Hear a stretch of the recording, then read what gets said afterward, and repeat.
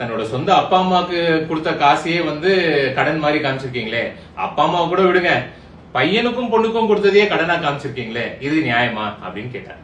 இந்த தம்பி வந்து ஒரு சிஏ, அவர் வந்து அக்கௌண்ட்ஸ்ல வந்து ஒரு பெரிய பிரெய்னி பர்சன். அவர் வந்து ஒரு எக்ஸ்பிளனேஷன் கொடுத்திருக்காரு. சோ இதை நீங்க பாத்துட்டு வாங்க, உங்களுக்கு இன்னும் தெளிவா புரியும். நெட்வொர்க்னா என்ன? ஒரு பர்டிகுலர் டேல ஒரு பர்சன் கிட்ட இருக்க கேஷ், பேங்க்ல இருக்க value, car, bike, house properties, gold, silver, jewelleries, அவர்கிட்ட இருக்க எல்லா சொத்துக்களோட வேல்யூ ஆட் பண்ணிட்டு personal loan, home loan, car loan, இல்ல கிரெடிட் கார்டு லோன், அவர்கிட்ட இருக்க எல்லா லைபிலிட்டிஸும் லெஸ் பண்ணிட்டு வர வேல்யூ தான் இதோட நெட்வொர்க்னு சொல்லலாம். 27 மார்ச் 2026 விஜயோட நெட்வொர்க் எவ்வளவு பார்க்கலாம். பிகாஸ் இந்த வேல்யூவேஷன் எல்லாம் அன்னைக்கு தான் எடுத்துக்காங்க. அண்ட் இப்போ பார்க்க போற இன்ஃபர்மேஷன் விஜய் எலெக்ஷன் நாமினேஷனோட ஃபைல் பண்ண அஃபிடவிட்ல இருந்து எடுத்து. இதெல்லாம் கோர்ட்டுடைய லீகல் ப்ரொசீடிங்ஸ்ல எவிடன்ஸா யூஸ் பண்ற அளவுக்கு true and fact. First liquid assets பார்க்கலாம். 2 lakh வந்து கேஷா இருக்கு.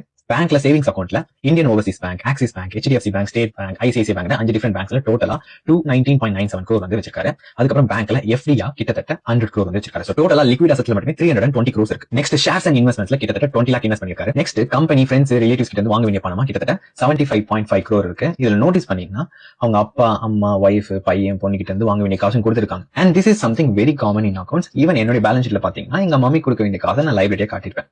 இது எதுக்கு பெருசா பேசுறாங்கன்னு தெரியல. நெக்ஸ்ட் கார்ஸ் அண்ட் பைக்ஸ் அந்த கேட்டகரியில ஒரு 6 ஐட்டம் வந்து லிஸ்ட் ஆயிருக்கு.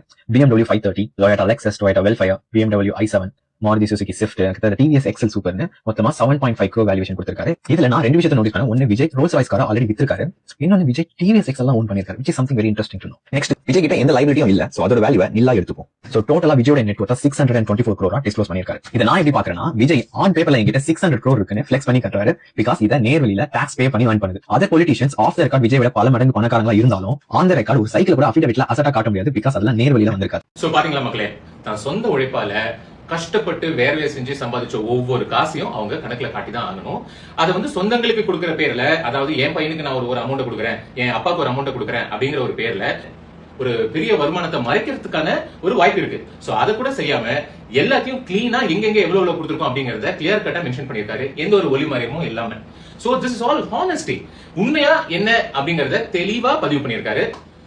சோ மத்த பெரிய தலைவர்கள்லாம் தங்களோட சொத்து மதிப்பா எவ்வளவு காமிச்சிருக்காங்கிறது எல்லாமே நீங்களும் பாத்துருப்பீங்க. சோ அது சரியா தப்பா, ஹானஸ்டா இல்லையா அப்படிங்கிற டாபிக்ல நம்ம போக வேண்டாம். சின்ன குழந்தைக்கு கூட தெரியும். So that is none of our business. நம்ம அதை பத்தி பேச வேண்டாம். நம்ம தளபதி, நம்ம என்ன விஜய் தன்னோட வருமானத்தை ரொம்ப கிளியர் கட்டா, ரொம்ப ஒளிவு மறைவு இல்லாம ஒவ்வொரு காசுக்கும் தெளிவா பதில் சொல்லியிருக்காரு, தெளிவா கோடிட்டு காமிச்சிருக்காரு.